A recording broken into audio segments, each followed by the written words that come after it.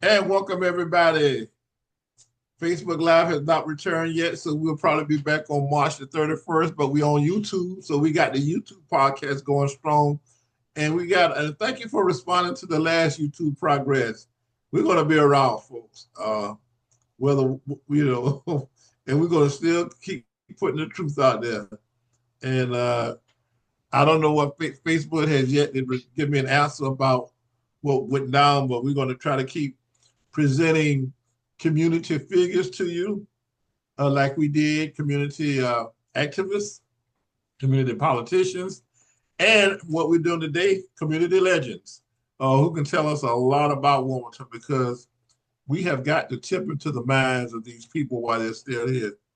Uh, we're losing legends day by day. I mean, every so often I'm going to a memorial service for a Wilmington legend, but we got one with us today, Mr. Gene Merritt, who who's going to, I'm going to delve his mind, but I don't want to put him on the spot, but I am. He did an interview with WHQR, and he's going to talk about his book, quite revealing. Brother Gene revealed a lot about himself. We're going to get into some of that.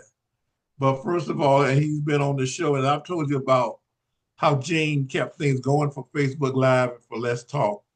And y'all have been grateful for that and wanted me to say, hey, thanks, Gene. We know what Gene did for you and thank him. So you can never give enough thanks. But right now we want to get to Mr. Gene Merritt. Incidentally, remember, you can now start to register to vote for the November elections now that the primary is over. So you can start to register. And we're going to be pushing that. But Mr. Gene Merritt is with us.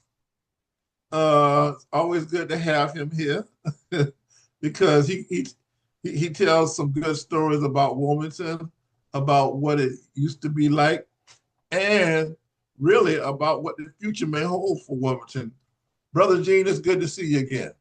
Well, nice to be here. Thank you for inviting me. It's a pleasure to be here. Delighted to talk about my favorite city. And I hope yours and a lot of other people, I think, a great place to live. Yep. If it wasn't my favorite city, I wouldn't be here. I'd be somewhere else. But I'm a small town guy anyway. Let's talk about your book that recently hit the market. Uh, and if you'd be so kind first to tell the people the name of it and where they can purchase it, and then we can get to some of what's in the book because the interview you did with WHQR with John Mayer, uh, I think you. We'll get into some of that, but first I'll let you let the audience know how they can get a copy of your book, folks. You got to get a copy of this book. Well, the book is named Citizen Warrior, and the book was written or co-written by John Meyer. John Meyer used to be the managing editor of the Star News here in Wilmington. Very fine man, good writer, good editor, creative kind of person, and has been a big partner with me in this project.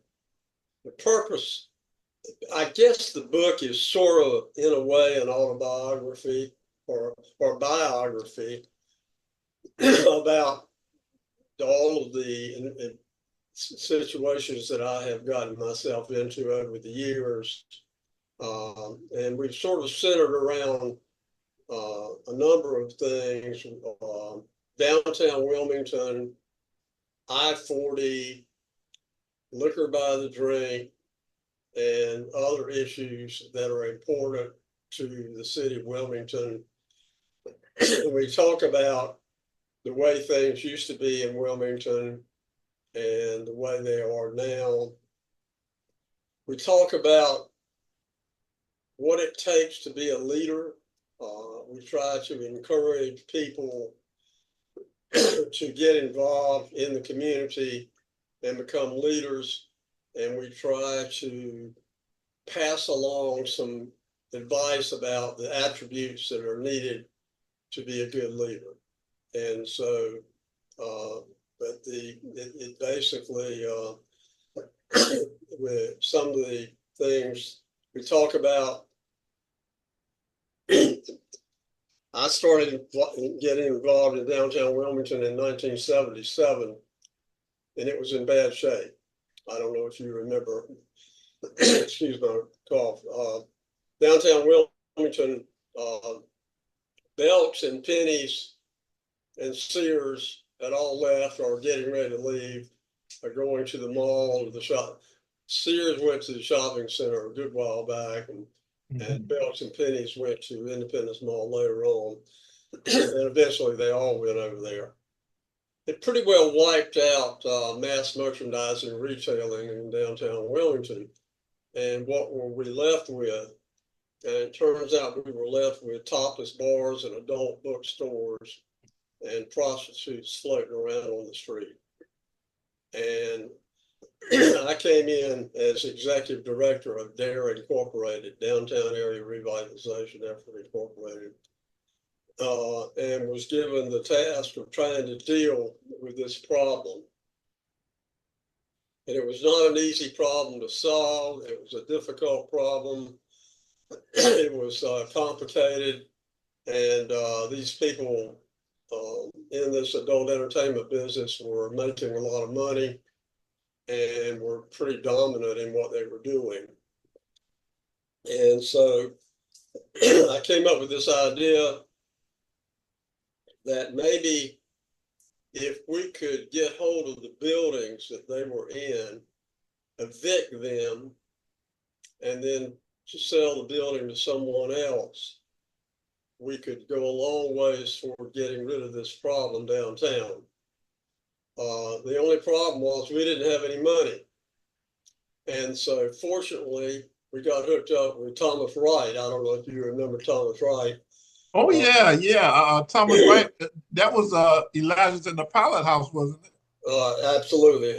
Thomas Wright, Wright Chemical Corporation, Yeah. historic preservationist, became our savior. What we did is we would go to the bank and borrow money and buy a building, evict the tenant, the topless bar, bookstore, whatever, and then we would put a covenant in the deed of the property that said it could not be used as an adult entertainment business. In about a year and a half or so, we had pretty well knocked them all out to a great extent. Also, as a safety precaution, we came up with an idea called a dispersal ordinance. And in the dispersal ordinance, we got the city council to pass a law that said that no adult entertainment business could be located, number one, within 300 feet of a church, number two, 250 feet of another adult entertainment business. And that made a lot of difference. And then in the final analysis, we got rid of all of the problem that we had within a couple of years. I'm going to mention this on the air. Excuse my cough. I'm going to mention this on the air because I think it's important. Mm-hmm. When I was working on this project, we had one particular operator of an adult entertainment business in downtown who was sort of the ringleader, if you will. And he, from time to time, discouraged me from getting involved. And then eventually, when things got really tough, he basically came to me and said that if I continued pushing to get rid of the adult entertainment businesses, it would be a problem for me and my family. Ooh. Basically, he threatened my life. Ooh. And anybody else, I guess, would have quit. I don't know. I guess I was too dumb to stop or whatever. I don't know. But I kept going, and we wiped them out. And that was a major victory for downtown Wilmington. He was making a lot of money. Pardon? He was making a lot of money. He was making a lot of money. And not only that, they were dealing in prostitution. They were selling adult books and all that, but they were also in the business of prostitution. And we got rid of all the prostitutes off the street, and we got rid of all the adult bookstores. And that was a major victory for downtown. Now that we can move on to something else. So Gene, when I remember, I went into service, but I came home. I remember coming home on leave. It might have been 73 or 74. And I went downtown. I didn't stay there. I stayed on Great Street, which wasn't too far from downtown. And it reeked. And I'm gonna tell you the truth. Downtown smelled. mm-hmm. It had a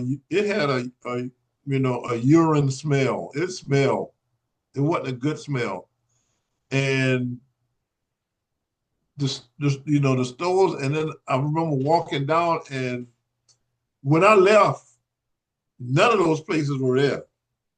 But when I came back, all of those places, it was like some overseas place that you go to. It was just, I mean, I hope whenever I see pictures, every once in a while, people will post pictures of downtown Wilmington. But whenever I see pictures of what it was like, and I wasn't here during those years, I can remember that one time when I was walking downtown, and it was like these bookstores,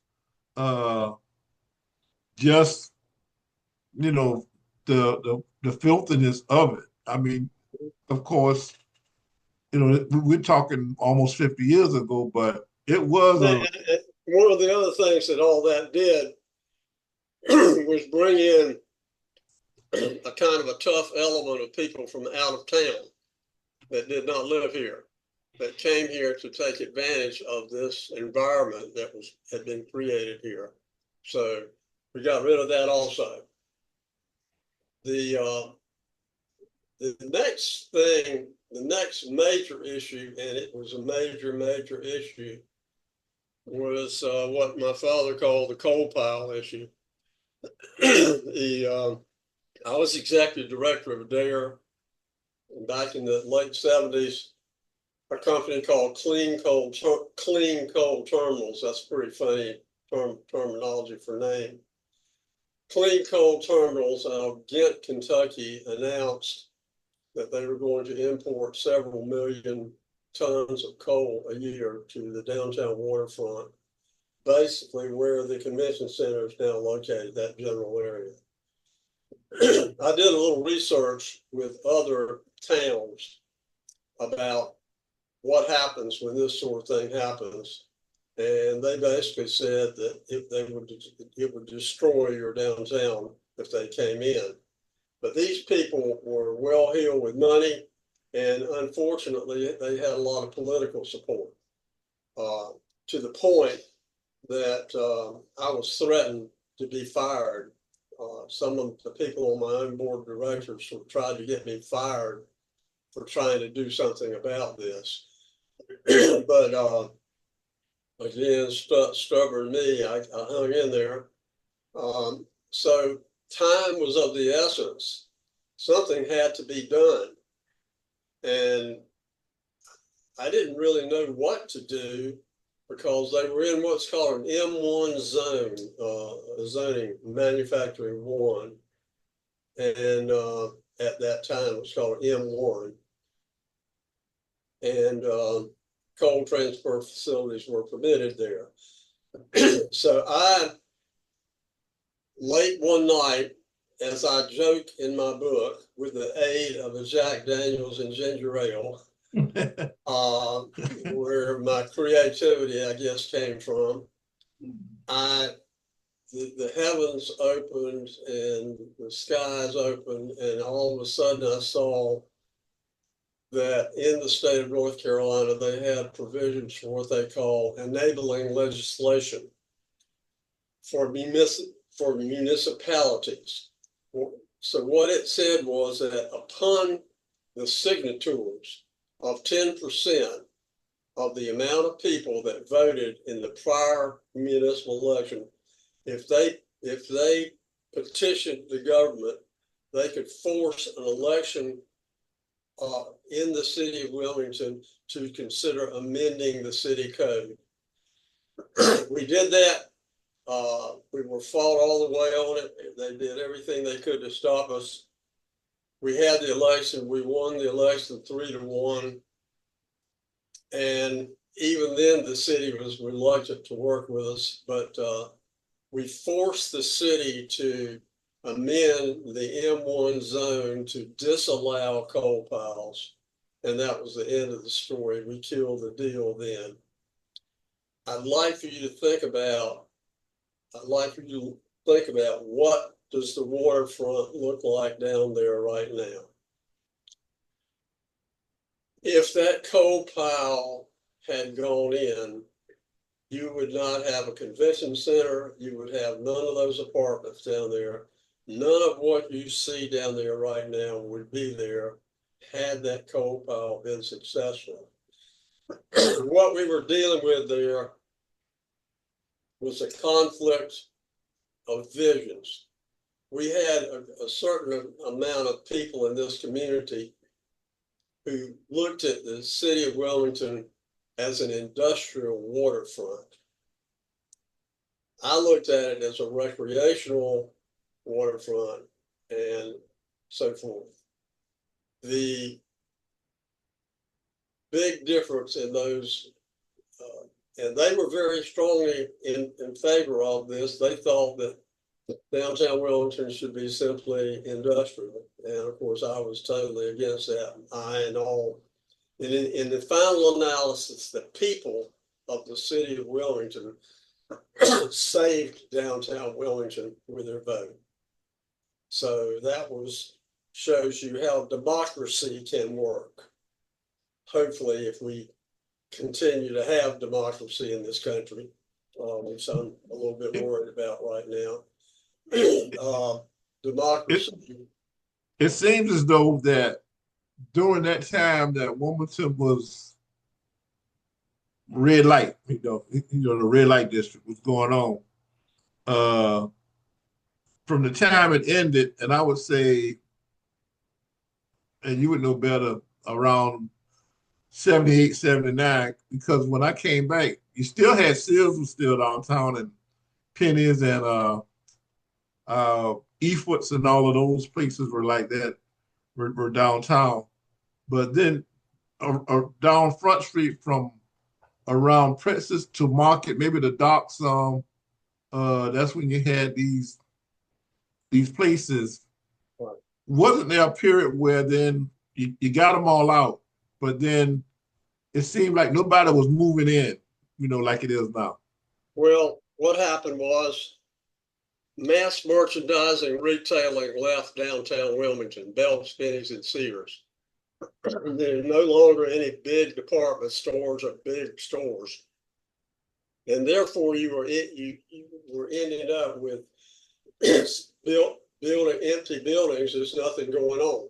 To make a long story short, downtown Wilmington basically today, to a great extent, has been built on the strength of bars, restaurants, and small retail specialty shops.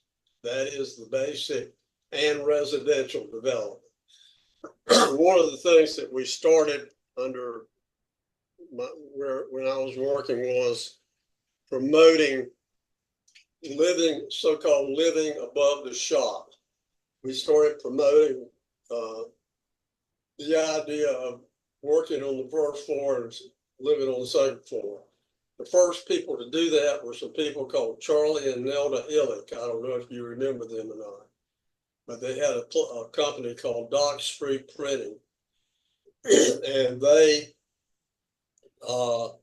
did that. And then right next door to them came in the famous Bob Jenkins. I'm sure you remember him. Yeah. Oh, yeah. He had his design shop on the first floor, and he lived on the second floor. That set a precedent for the future. So another use of these buildings in downtown, besides bars, restaurants, and specialty shops became mixed use, residential. And now we have a lot of residential in the downtown area. And so the that was I guess I don't know what you want me to talk about in what order, but the next big thing that started in about 1978, I started an organization called North Carolina I-40 Incorporated. I remember that. I was the president, and my father was the executive director. And we talked to every Rotary Club, Civic Club, church group between here and Raleigh, and trying to encourage them to promote with their legislators the need to get this road built. And we went through a long 12-year process of getting it done, but it opened in 1990. And it has been a game changer. It has changed everything. And yeah, I remember that, Gene. I remember the 40. I think Hunt was governor when the group was initiated. No, he was not.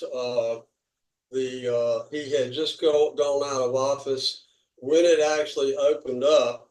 It was the Republican governor that Martin. And quite frankly, as we write in the book, we did not get treated well by Jim Hunt on that road. we did not get good treatment from him. Yeah, I remember a lot of complaining about it. One of the things that I remember, he came down to Wilmington and he was quizzed on it. And he didn't say no, but he didn't give a definite yes. But if I can remember now these are years I wasn't here, but but people were talking about your group and your dad's group, and here's something that you can straighten out that you're here right now. Was Holzhauser? Did y'all ever talk to Jim Holzhauser about 40? We did at one time, yes, but that was early on. But the main time in there was Jim Hunt, and Jim Hunt. It's interesting that Jim Hunt started running for the Senate. He was running against Jesse Helms for the Senate. So he decided he was going to start taking some of the money he got and spread it around other places instead of helping us with I-40 like we needed, if you know what I'm saying. In other words, all roads are political. So where you build the roads, you can sometimes get political support. So Jim Hunt was sort of spreading the joy around. Only at the very, very last moment did he come up with $19 million, but it was too little, too late. And I remember that my father and I went to who were both Democrats, went to the Republican state convention at the Hilton Hotel in downtown Wilmington. And before the meeting started, we walked up to Jim Martin, introduced ourselves, told him who we were, and said, if you are elected governor, will you make finishing I-40 a priority? And he said, yes, I will. And he did. So we have to give him credit for having a lot to do with the finishing of the road. The thing about that whole episode, when you look at 40, there were always talk because it was 2 lane. You remember it was 2 lane from here to Raleigh, and you had to go through Newton Grove. I always remember that. And it was too lean, and so people would say 40. We need 40 to go to come to Wilmington, and it got mentioned so much and was never would never eventuate. It was just like saying Merry Christmas. It would never happen. Everybody thought it would never happen because it had been talked about for so many years. Very humorous quote came from my father. He said, I would like to live to be able to drive to Raleigh without having to stop for a bus or a hog. That was his quote. I love that. And he for a school bus or a hog. Yeah, and that was about the size of it. When you look back on it, and I've had to go 40 recently, for medical trips. So I had to go back and forth. And you think about it sometimes, and you can sometimes see those old barns over there on the side of where you used to have to go past, especially when you start hitting Dublin and Sampson and Pender counties. And it's hard to imagine. I guess somebody just moving here, if you try to say, hey, this used to be 2 lane or 40 was 2 lane, it would be hard to conceptualize because it almost seems like how miserable could life be? The beauty of I-40 is it's not only helped the Wilmington area, it's helped southeastern North Carolina, all of the little towns along the way. It's helped every Hampstead, everywhere. I-40 has had a major impact on this entire area. And it has fostered a lot of growth and development. And there's no question that it is a very valuable thing. Another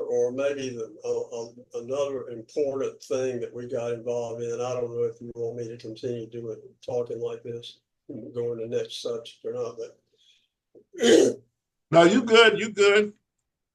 Liquor by the drink. On the surface, people say, what do you mean? And I'm saying liquor by the drink was one of the biggest things that ever happened in this LBD. And what we had back in the day, as you remember, we had brown bagging. You could go to a restaurant and you could not buy a cocktail, but you could take a fifth of liquor in there and drink every bit of it and get drunk as a dog and fall out the door and go out and hit somebody in a car. But you could not have one cocktail. And so I had a poster made of an old looking guy drunk leaning up against a pole. And it said, I only wanted one drink, but I had to buy a bottle. And that was our motto. And got it in my house today and got it in other places. Liquor by the drink. We formed a committee. It was run by a guy named Bob Stewart, Robert Stewart, Rick Reeder, and myself. And we lobbied everybody that we could to get out. And again, it was an election. The people did this. We were able to get the election passed and got liquor by the drink, and the rest is history. Back in those days, Derek, we didn't have any restaurants in Wilmington Hardman. Way back then, we had very, very few restaurants. Now look at what we've got. I know. I remember, and this is the funniest thing. I'm a bit look about a drink, and I know you knew Bill Smith, the senator, the state senator, William Smith, Bill Smith. Absolutely. Well, this was told to me by somebody else. I wasn't there, but he had to go before one of these temperance women's group to speak. And I knew Bill personally. I met Bill at UNCW when Julian Bond came to speak. And I met Bill there. And I always found him to be kind of engaging always had a funny quote. But anyway, it got around that Bill Smith went to this women's temperance group, and one of the women asked him what he thought about liquor by the drink. And Bill said, "That's the only way I know how to drink it." Said what? He said, "That's the only way I know how to drink it." It's interesting. He did not get a positive reaction from the women's group. It's interesting that I had a public debate with the head of the Christian Action League, and we were in there talking about liquor by the drink. And basically, in the heat of the moment, I got down there and I looked the guy in the face and I said, "Sir, you're not against liquor by the drink. You're against liquor." I said, "It's all right with me if you don't want to drink liquor. I don't have a problem with that. And I don't have a problem with you preaching the evils of alcohol or whatever you want to do. But this is not what this is all about. This is about how we will consume alcohol. And you're not about to change the habits of all these people and stop everyone from drinking alcohol." Anyway, that was a pretty contentious debate that we had, but I felt like we came out ahead on it. Yeah, we got it now. Let me ask you, do you remember,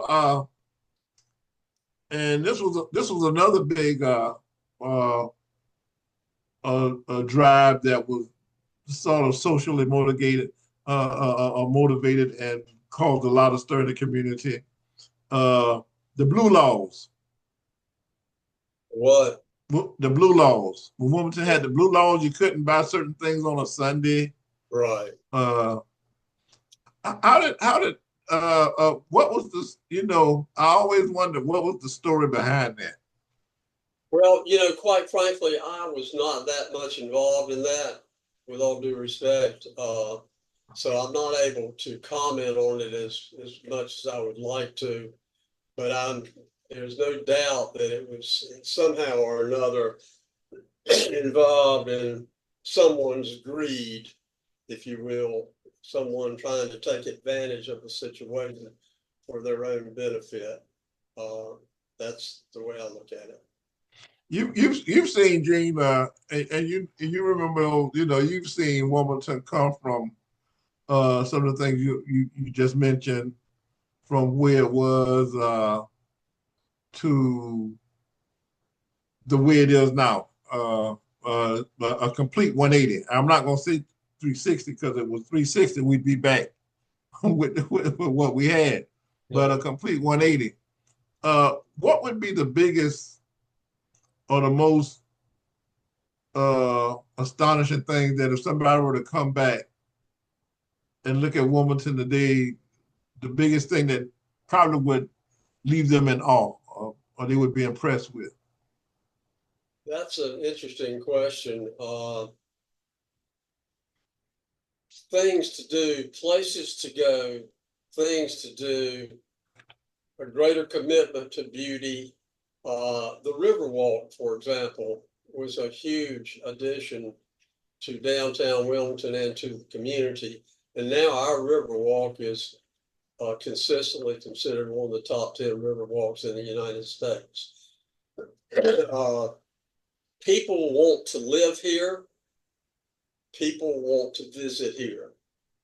Every day, not every day, but periodically, I keep seeing these studies, not done here, but done other places, that ranks Wilmington, North Carolina as one of the top towns in the United States.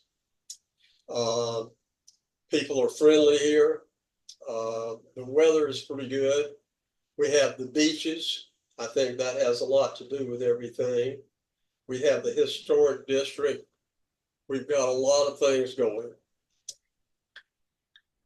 What would you say, I was on Norfolk Street the other day and all the development going on there. And then I see this sign that says social district. Now I know what that is. What's your impression of, and you know that area quite well, like downtown. what's your impression of? And I'll tell you mine after you tell me yours, and see if you're, you know, because I got my apprehensions about social districts, and I'll tell you why in a minute. I, I have mixed emotions about the social districts. I think in some ways they might be good on certain occasions, but I think they could, if depending on how it developed, it could get out of hand, where you got people running all over the streets with liquor in there. In other words, it just got a little bit out of hand. So I have mixed emotions about the social district. I'm not totally against it, but I think it needs to be managed properly. It needs to be put together properly. That's what if it's done. Okay, and that's my concern because you're allowed to go outside and drink. And when I was on Fourth and Brunswick, where the within the parameters of the social district, there were people outside drinking, and they were cordial, and there was no rudeness or anything. But when you go outside like that, then you are unsupervised. In a building, you're supervised, and there's a time that the bartender can cut you off. Uh, That's a and very then good point. That's a very good point. yeah, and and so In no other one, words, based on the alcoholic beverage control laws of the state of North Carolina, they are maintained by the establishment that you are in. I think when you get outside, what are the laws? yeah, that is my concern. That is my number one. And I had the mayor on here when they were first even talking about social districts, and I expressed my concern then that hey, you know, and Gene, I heard your story on WHQR. If you thought you hit the bars, I said if you thought you hit the bars, I was. You could go and they knew me personally in downtown. So I'm not against that, but once you go outside and you start walking around, and then what's in the car? What's in somebody else's car to say, "Hey man, come on, I got," you know. Then, and you're in a residential neighborhood where people live. Then those are my concerns because I grew up on the north side. I am north side, so the people per se don't have anything against it, but they are concerned about that one aspect of the control factor. Right. Well, let me say this. I haven't mentioned this in the book particularly, but after I left Dare Incorporated, of course, you remember Harry Forden. Oh yeah. Well, Harry Forden came to me, and basically Harry Forden and Gene Merritt formed North 4th Street Partnership Incorporated. And we started working over there to try to improve that neighborhood. And I think we made a lot of progress by recruiting some developers like Dave Nathans and Dave Spatrino. I know that the city of Wilmington had the Arts Center and put me in charge of it. And then I eventually sold the Arts Center to Dave Nathans, who went in and saved it, spent a bunch of money on it and fixed it up, and then eventually sold it. So North 4th Street has come a long way. I think we should be proud of the fact that we have been able to revitalize a neighborhood without massive gentrification, so to speak. We have an excellent mixture of white and black people on the north side, and I'm proud of that. Let me ask you a little bit about Gene Merritt, the person, and it's in your book. You have talked about it before the media, and some of the changes that you personally went through. You mentioned you and my friend Uncle Jack, uh, and some of your personal uh, battles while you were working, on behalf of bringing development to Wilmington. How different was that to navigate what you were going through personally, and then working with trying to bring development into Wilmington? Well, I mean, you're always asking yourself, are you doing the right thing? And you never know, I don't think totally whether that's what the answer is to that. You're hoping that what you're doing is the right thing, and you're looking for feedback from others to give you that.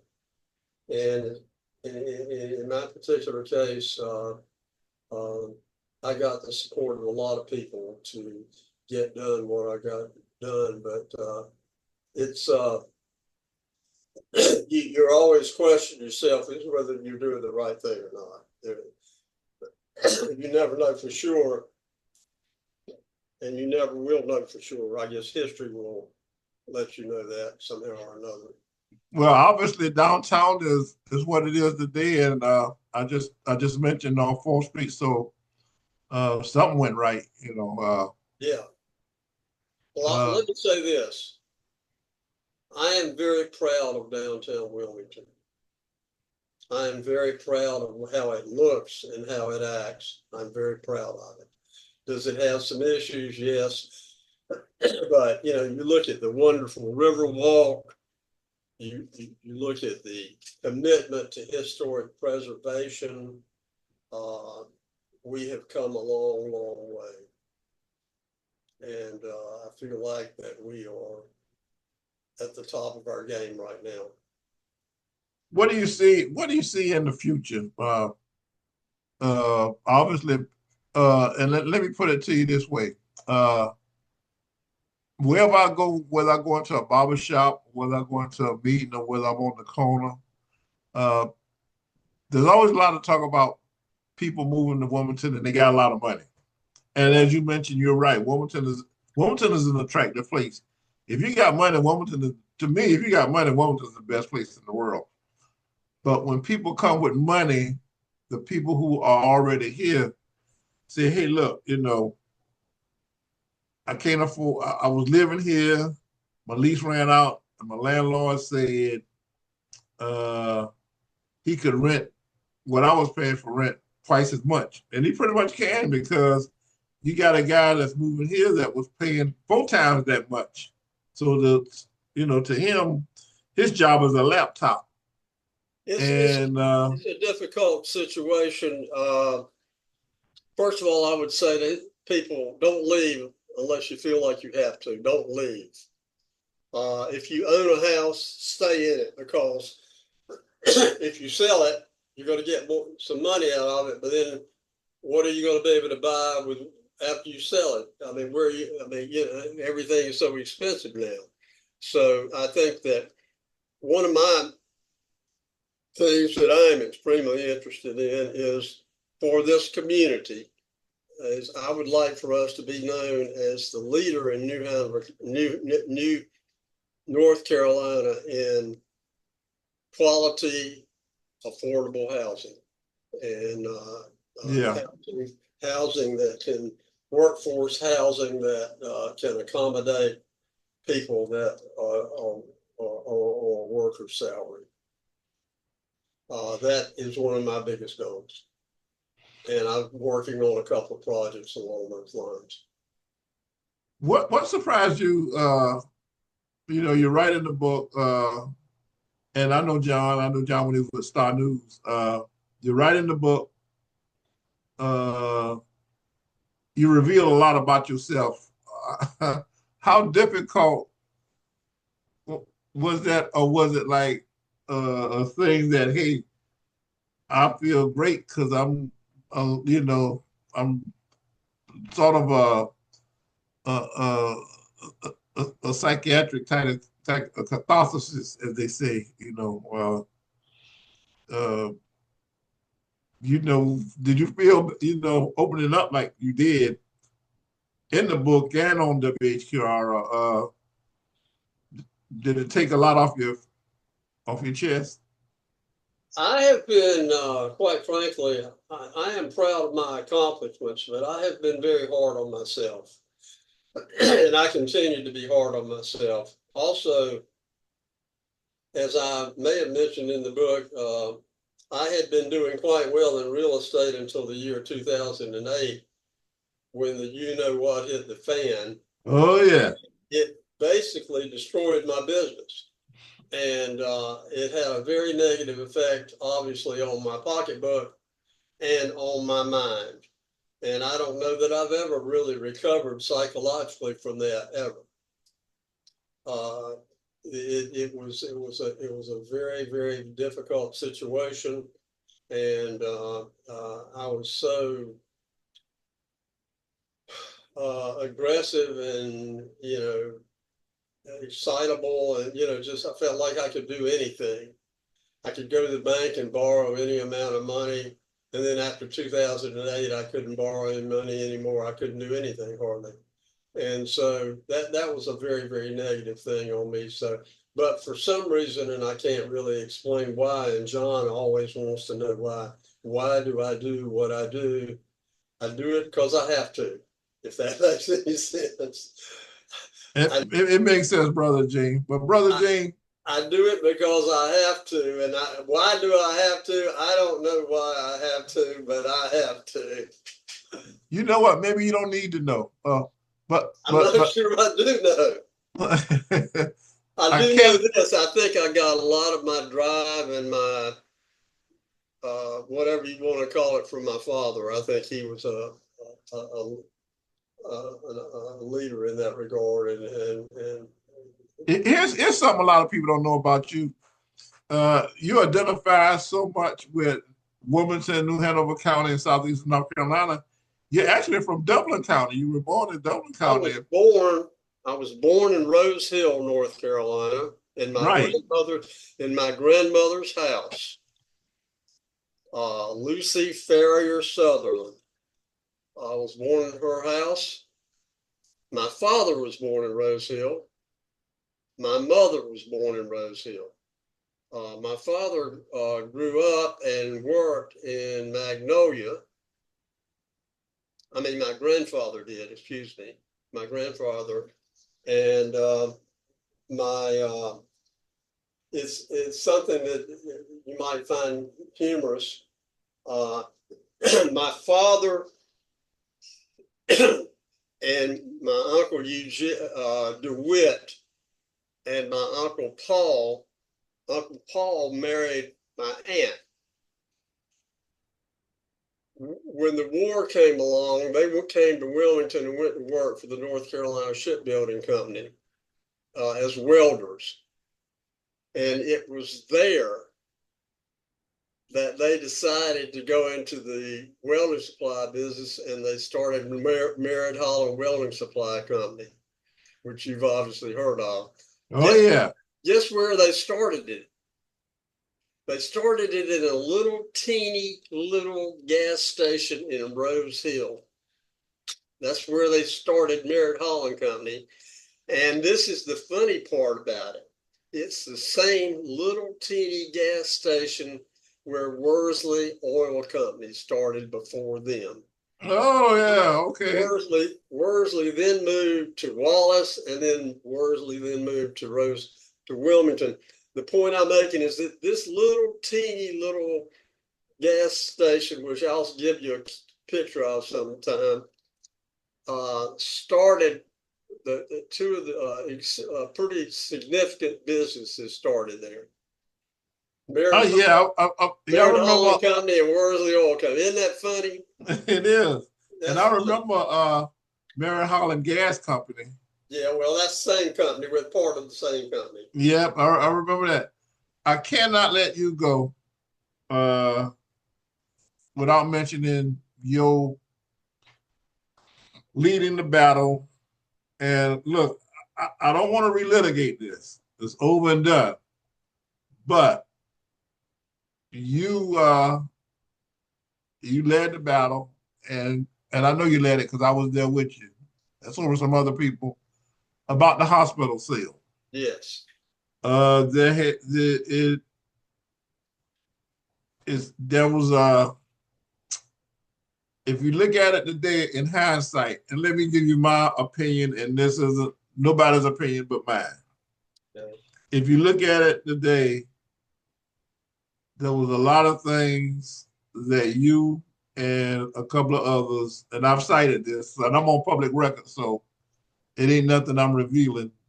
Were right about what would happen and what would be uh, some of the fallacies that we're now witnessing. My question to you is, and I don't, I'm not here to malign, like I say, that's over with, but Right. hindsight, you, you predicted a lot of, you said some of the things that would happen. How do you see things now? 3, 4, 5 years later. Well, as you know, I was against it. I believed in general that a public hospital, even though it's really a monopoly in a way, is much more in contact and sensitive to the people than a private for-profit organization. And I feel that way today. And I think that the way Novant has operated demonstrates that they're mainly greatly concerned about money as much or more than they are about people. Not that I don't want to see them fail. We're with them. We've got to live with them. I do not want to see them fail, but I would like to see them soften up a little bit and become more community oriented and be more community promoting. So that's kind of where I'm coming from. I'm not pleased particularly with the way things have turned out. I've heard a lot of negative things about Novant. I don't want to sit around and complain about them all the time. I would rather say, let's encourage them to do better instead of criticizing them. That's what I would say. Yeah, and I concur with what you say, but I couldn't. It's been in the news a lot lately.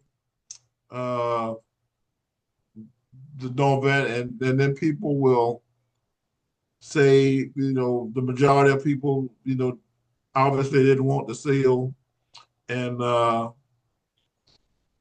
course you were always, when it was going down, you were the guy we took our cues from. Uh, so I would be remiss if I didn't bring it up. Let me say that. We were up against too much money and power. Yeah, we and, were. We could not compete with what we were up against, but we tried. Yeah, and I think people will. We tried. Yeah, people will. People have already credited you for that. For like, one of these "I told you so" moments.